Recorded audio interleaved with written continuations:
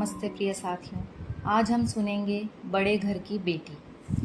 बेनी माधव सिंह गौरीपुर गांव के जमींदार थे। उनके पिता किसी समय बड़े धन धान्य से संपन्न थे। गांव का पक्का तालाब और मंदिर, जिनकी अब मरम्मत भी मुश्किल थी, उन्हीं के बनाए हुए थे। कहते हैं इस दरवाजे पर हाथी झूमता था।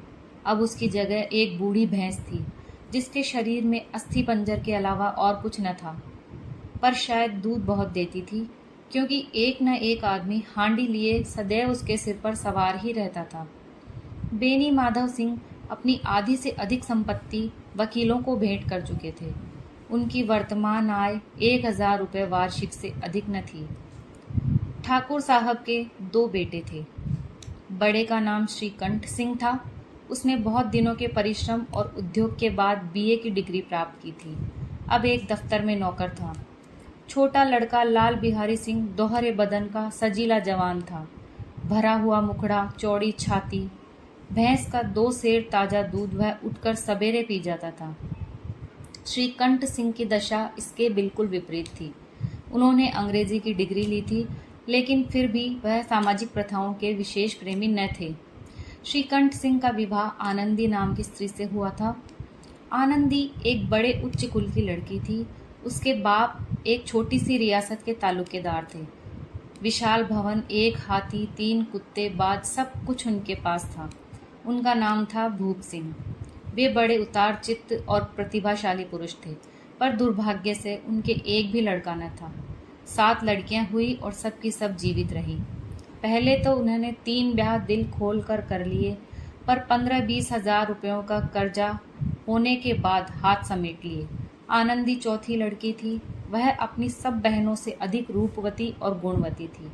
इससे ठाकुर भूप सिंह उसे बहुत प्यार करते थे। ठाकुर साहब बड़े धर्म संकट में थे कि इसका विवाह कहाँ करें। न तो यही चाहते थे कि ऋण का बोझ बढ़े, और न यह चाहते थे कि आनंदी अपने आप को भाग्यहीन समझे। एक दिन श्रीकंठ उनके पास किसी चंदे का रुपया मांगने आया। शायद नागरी प्रचार का चंदा था। भूप सिंह उनके स्वभाव पर रीझ गए और धूमधाम से श्रीकंठ सिंह का आनंदी के साथ ब्याह हो गया। आनंदी अपने नए घर में आई तो यहाँ का रंग ढंग कुछ और ही देखा। जिस टीम टाम की उसे बचपन से आदत थी, वह यहाँ नाम मात्र को भी न थी। हाथी घोड़ों का तो क्या ही कहना, कोई सजी हुई सुंदर बहली तक न थी। रेशमी स्लीपर साथ लाई थी, पर यहाँ बाग कहाँ। मकान में खिड़कियाँ भी नहीं थी, न जमीन पर फर्श, न दीवार पर तस्वीरें। यह एक सीधा साधा देहाती गृहस्थ का मकान था, किंतु आनंदी ने थोड़े ही दिनों में अपने को इस नई अवस्था के ऐसा अनुकूल बना लिया, मानो उसने ऐसे विलासिकता के सामान कभी देखे ही न हो। एक दिन दोपहर के समय लाल बिहारी सिंह 2 चिड़िया लिए हुए आया और भाभी से बोला, जल्दी से पका दो, मुझे भूख लगी है। आनंदी भोजन बनाकर उसकी राह देख रही थी। अब वह नया व्यंजन बनाने बैठी। हांडी में देखा तो घी पाव भर से ज़्यादा नहीं था। बड़े घर की बेटी किफ़ायत क्या जाने, उसने सारा घी मांस में डाल दिया। लाल बिहारी खाने बैठा तो दाल में घी नहीं था। बोला, दाल में घी क्यों नहीं छोड़ा? आनंदी ने कहा, घी सब मांस में पड़ गया। लाल बिहारी जोर से बोला, अभी परसों घी आया है, इतनी जल्दी उठ गया? आनंदी ने उत्तर दिया, आज तो कुल पाव भर ही रहा होगा, वह सब मैंने मांस में डाल दिया। जिस तरह सूखी लकड़ी जल्दी से जल उठती है, उसी तरह भूख से व्याकुल बावड़ा मनुष्य जरा जरा सी बात पर तिनक जाता है। लाल बिहारी को भी भाभी की यह बात बहुत बुरी मालूम हुई। तिनक कर बोला, आपके मैके में तो जैसे घी की नदियां बहती हैं। स्त्री गालियां सह लेती है, मार भी सह लेती है, पर अपने मैके की निंदा उससे नहीं सही जाती।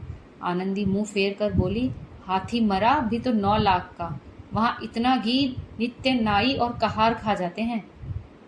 लाल बिहारी जल गया। थाली उठाकर पलट दी और बोला, जी चाहता है जीभ पकड़कर खींच लूं। आनंदी को भी क्रोध आ गया, मुंह लाल हो गया। बोली, वह होते तो आज इसका मजा चखाते। अब अनपढ़ ठाकुर से रहा न गया। उसकी स्त्री एक साधारण जमींदार की बेटी थी। जब जी चाहता उस पर हाथ साफ कर लिया करता था। खड़ाऊ उठाकर आनंदी की ओर जोर से फेंकी और बोला, जिसके गुमान पर भूली हुई हो उसे भी देखूंगा और तुम्हें भी। आनंदी ने हाथ से खड़ाऊ रोकी। सिर बच गया, पर उंगली में बड़ी चोट आई। क्रोध के मारे हवा से हिलते पत्ते की भांति कांपती हुई अपने कमरे में आकर खड़ी हो गई। स्त्री का बल और साहस, मान मर्यादा पति तक ही है। उसे अपने पति के बल पर ही पुरुषत्व का घमंड होता है। आनंदी खून का घूंट पीकर रह गई।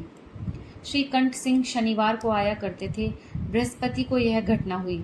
2 दिन तक आनंदी कोप भवन में रही, न कुछ खाया न पिया, उनकी बाट देखती रही।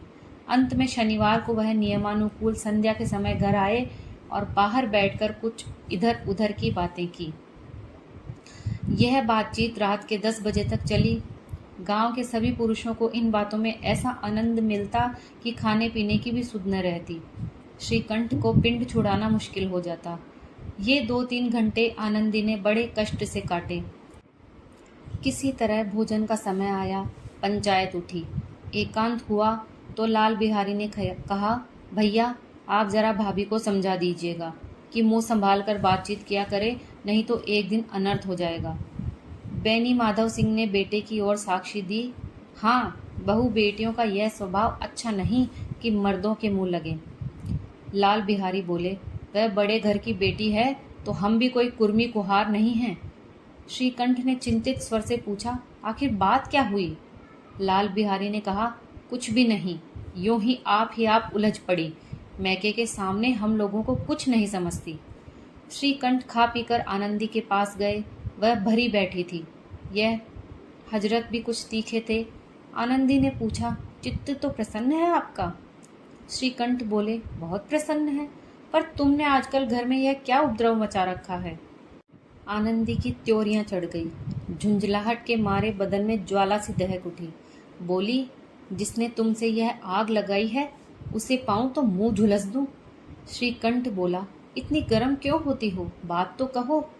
आनंदी बोली, क्या कहूँ, यह मेरे भाग्य का फेर है, नहीं तो गंवार छोकरा जिसको चपरासीगिरी करने का भी ढंग नहीं है, मुझे खड़ाऊ से मारकर यूं न करता। श्रीकंठ बोले, सब हाल साफ साफ कहो तो मुझे मालूम हो, मुझे तो कुछ पता ही नहीं। आनंदी ने कहा, परसों तुम्हारे लाडले भाई ने मुझसे मांस पकाने को कहा। घी हांडी में पाव भर भी न था, वह सब मैंने मांस में डाल दिया।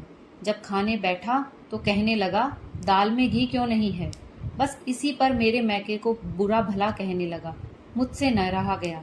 मैंने कहा कि वहाँ इतना घी तो नाई कहार खा जाते हैं और किसी को जान भी नहीं पड़ता। बस इतनी सी बात पर इस अन्यायी ने मुझ पर खड़ाऊ फेंक मारी। यदि हाथ से नहीं रोकती तो सिर फट जाता। उसी से पूछो मैंने जो कुछ कहा है वह सच है या झूठ। श्रीकंठ की आंखें लाल हो गई। बोले, यहाँ तक हो गया, इस छोकरे का यह साहस। आनंदी स्त्रियों के स्वभाव के अनुसार रोने लगी, क्योंकि आंसू उनकी पलकों पर रहते हैं। श्रीकंठ बड़े धैर्यवान पुरुष थे, उन्हें कभी ही क्रोध आता था। स्त्रियों के आंसू पुरुषों की क्रोधाग्नि को भड़काने में तेल का काम करते हैं। श्रीकंठ रात भर करवटें बदलते रहे। प्रातःकाल अपने बाप के पास जाकर बोले, दादा अब इस घर में मेरा निवाह न होगा। इस तरह की बातें कहने पर श्रीकंठ ने कितनी ही बार अपने मित्रों को आड़े हाथों लिया, परंतु दुर्भाग्य से आज ये बातें उन्हें अपने मुंह से कहनी पड़ी। बेनी माधव सिंह घबरा उठे और बोले, क्यों? श्रीकंठ ने कहा, इसलिए कि मुझे भी अपनी मान प्रतिष्ठा का कुछ विचार है। आपके घर में अब अन्याय और हठ का प्रकोप हो रहा है। जिनको बड़ों को आदर सम्मान करना चाहिए वे उनके सिर पर चढ़ रहे हैं। मैं दूसरे का नौकर ठहरा घर पर रहता नहीं हूँ। यहाँ मेरे पीछे मेरी स्त्री पर खड़ाऊ और जूतों की बौछारें होती हैं। कड़ी बात की चिंता नहीं, कोई 1-2 कह ले वहाँ तक मैं सह सकता हूँ, किंतु यह कदापि नहीं हो सकता कि मेरे ऊपर लात घूंसे पड़े और मैं दम न मारूं। बेनी माधव सिंह कुछ जवाब न दे सके। श्रीकंठ सदैव उनका आदर करते थे। उनके ऐसे तेवर देखकर ठाकुर साहब अवाक रह गए। केवल इतना ही बोले, बेटा तुम बुद्धिमान हो और ऐसी बातें करते हो। स्त्रियां इस तरह घर का नाश कर देती हैं, उनको बहुत सिर चढ़ाना अच्छा नहीं है। श्रीकंठ, मैं जानता हूँ आपके आशीर्वाद से मैं ऐसा मूर्ख भी नहीं हूँ। आप स्वयं जानते हैं कि मेरे ही समझाने बुझाने से इस गांव में कई घर संभल गए, परंतु मेरी स्त्री की मान प्रतिष्ठा पर कोई सवाल उठे, मैं ऐसा कभी नहीं सोच सकता। अब बेनी माधव सिंह भी गरमाए, ऐसी बातें और न सुन सके। बोले, लाल बिहारी तुम्हारा भाई है, उससे जब कभी भूल चूक हो उसके कान पकड़ो। लेकिन बीच में ही श्रीकंठ बोले, लाल बिहारी को मैं अपना अब भाई नहीं समझता। बेनी माधव सिंह ने कहा, स्त्री के पीछे? श्रीकंठ, जी नहीं, उसकी क्रूरता और अविवेक के कारण। दोनों कुछ देर चुप रहे। ठाकुर साहब लड़के का क्रोध शांत करना चाहते थे, लेकिन यह स्वीकार करना चाहते थे कि लाल बिहारी ने कोई अनुचित काम किया है। इस बीच गांव के कई और सज्जन हुक्के चिलम के बहाने वहां आ बैठे। कई स्त्रियों ने जब यह सुना कि श्रीकंठ सिंह अपनी पत्नी के साथ पिता से लड़ने को तैयार हैं, तो उन्हें बड़ा हर्ष हुआ। दोनों पक्षों की मधुर वाणियां सुनने के लिए उनकी आत्माएं तिल मिलाने लगी। गांव में कुछ ऐसे मनुष्य भी थे जो इस नीतिपूर्ण गति पर मन ही मन जलते थे। बेनी माधव सिंह पुराने आदमी थे और इन भावों को ताड़ चुके थे। उन्होंने निश्चय किया कि चाहे कुछ ही भी क्यों न हो, परंतु इन द्रोहियों को ताली बजाने का अवसर नहीं दूंगा। तुरंत कोमल शब्दों में बोले, बेटा, मैं तुमसे बाहर नहीं हूँ, तुम्हारा जो जी चाहे करो, अब तो लड़के से अपराध हो गया। बेनी माधव ने कहा, बुद्धिमान लोग मूर्खों की बातों पर ध्यान नहीं देते। वह बेसमझ लड़का है, उससे जो कुछ भूल हुई उसे तुम बड़े हो और क्षमा करो। श्रीकंठ ने कहा, उसकी इस दुष्टता को मैं कदापि नहीं सह सकता। या तो वह घर में रहेगा या मैं। आपको यदि वह अधिक प्यारा है तो मुझे विदा कीजिए, मैं अपना भार अपने आप संभाल लूँगा। यदि मुझे रखना चाहते हैं तो उससे कहिए कि जहाँ चाहे चला जाए। बस यही मेरा अंतिम निश्चय है। लाल बिहारी सिंह दरवाजे की चौखट पर चुपचाप खड़ा बड़े भाई की बातें सुन रहा था। वह उनका बहुत आदर करता था। उसे कभी इतना साहस न हुआ कि श्रीकंठ के सामने चारपाई पर बैठ जाए। बाप का भी वह इतना मान सम्मान नहीं करता था। श्रीकंठ का भी उस पर हार्दिक स्नेह था। अपने होश में उन्होंने कभी उसे घुड़का तक न था।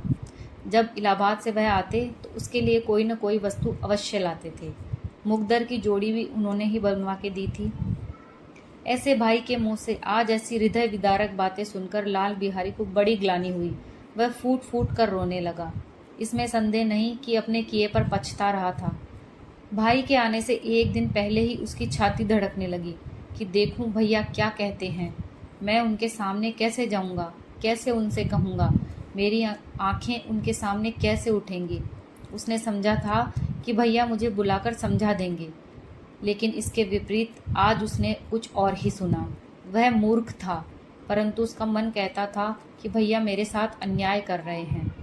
यदि श्रीकंठ उसे अकेले में बुलाकर दो चार बातें कह देते या दो चार तमाचे भी लगा देते तो उसे इतना दुख नहीं होता। पर भाई का यह कहना कि अब मैं इसकी सूरत भी नहीं देखना चाहता, लाल बिहारी से सहा नहीं गया। वह रोता हुआ घर आया, कोठरी में जाकर कपड़े पहने, आंखें पोंछी, जिससे कोई यह न समझे कि रोता था। तब आनंदी के द्वार पर आकर बोला, भाभी, भैया ने निश्चय किया है कि वह मेरे साथ इस घर में नहीं रहेंगे। अब वह मेरा मुंह भी नहीं देखना चाहते, इसलिए अब मैं जाता हूँ। उन्हें फिर मुंह न दिखाऊंगा। मुझसे जो कुछ अपराध हुआ उसे क्षमा करना। यह कहते कहते लाल बिहारी का गला भर आया। जिस समय लाल बिहारी सिर झुकाए आनंदी के द्वार पर खड़ा था, उसी समय श्रीकंठ भी लाल आंखें किए बाहर से आए। भाई को खड़ा देख घृणा से आंखें फेर ली और कतरा कर निकल गए, मानो उससे दूर भाग रहे हों। आनंदी ने लाल बिहारी की शिकायत तो की थी, लेकिन अब मन में पछता रही थी। वह स्वभाव से ही दयावती थी। उसे इसका तनिक भी ध्यान न था कि बात इतनी बढ़ जाएगी। वह मन में अपने पति पर झुंझला रही थी कि यह इतने गर्म क्यों होते हैं। उस पर यह भय भी लगा हुआ था कि कहीं मुझसे इलाहाबाद चलने को नहीं कह दें। इस बीच में जब उसने लाल बिहारी को दरवाजे पर खड़े यह कहते सुना कि अब मैं जाता हूँ, मुझसे जो कुछ अपराध हुआ क्षमा करना, तो उसका रहा सहा क्रोध भी पानी हो गया। वह रोने लगी। मन का मैल धोने के लिए नयन जल से उपयुक्त और कोई वस्तु नहीं है। श्रीकंठ को देखकर आनंदी ने कहा, लाला बाहर खड़े बहुत रो रहे हैं। तो श्रीकंठ ने कहा, तो मैं क्या करूं? आनंदी, भीतर बुला लो, मेरी जीभ में आग लगे। मैंने कहाँ से यह झगड़ा उठाया? श्रीकंठ ने कहा, मैं नहीं बुलाऊंगा। आनंदी, पछताओगे, उन्हें बहुत ग्लानि हो गई है, ऐसा न हो कहीं चल दें। श्रीकंठ नहीं उठे। इतने में लाल बिहारी ने फिर कहा, भाभी, भैया से मेरा प्रणाम कह दो। वह मेरा मुंह नहीं देखना चाहते, इसलिए मैं भी अपना मुंह उन्हें नहीं दिखाऊंगा। लाल बिहारी इतना कहकर लौट पड़ा और शीघ्रता से दरवाजे की ओर बढ़ा। अंत में आनंदी कमरे से निकली और उसका हाथ पकड़ लिया। लाल बिहारी ने पीछे फिरकर देखा और आंखों में आंसू भरे बोला, मुझे जाने दो। आनंदी, कहाँ जाते हो? लाल बिहारी, जहाँ कोई मेरा मुंह न देखे। आनंदी, मैं नहीं जाने दूंगी। लाल बिहारी, मैं तुम लोगों के साथ रहने योग्य नहीं हूँ। आनंदी, तुम्हें मेरी सौगंध, अब एक पग भी आगे न बढ़ाना। लाल बिहारी, जब तक मुझे यह न मालूम हो जाए कि भैया का मन मेरी तरफ से साफ हो गया है, तब तक मैं इस घर से कदापि न रहूंगा। आनंदी ने कहा, मैं ईश्वर को साक्षी देकर कहती हूँ कि तुम्हारी ओर से मेरे मन में तनिक भी मैल नहीं है। अब श्रीकंठ का हृदय भी पिघला। उन्होंने बाहर आकर लाल बिहारी को गले लगा लिया। दोनों भाई खूब फूट फूट कर रोए।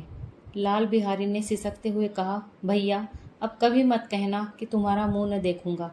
इसके सिवा आप जो दंड देंगे मैं स्वीकार करूंगा। श्रीकंठ ने कांपते हुए स्वर से कहा, लल्लू, इन बातों को बिल्कुल भूल जाओ। ईश्वर चाहेगा तो फिर ऐसा अवसर कभी नहीं आएगा। बेनी माधव सिंह बाहर से आ रहे थे। दोनों भाइयों को गले मिलते देखकर आनंद से पुलकित हो गए। बोल उठे, बड़े घर की बेटियां ऐसी ही होती हैं, बिगड़ता हुआ काम बना लेती हैं। गांव में जिसने भी यह किस्सा सुना, उसी ने इन शब्दों में आनंदी की उदारता को बड़ा सराहा। बड़े घर की बेटियां ऐसी ही होती हैं। दोस्तों, कैसी लगी आपको आज की हमारी ये कहानी? इससे हमें बहुत बड़ी सीख मिलती है कि हम चाहें तो हमारे परिवार को समेट कर रख सकते हैं।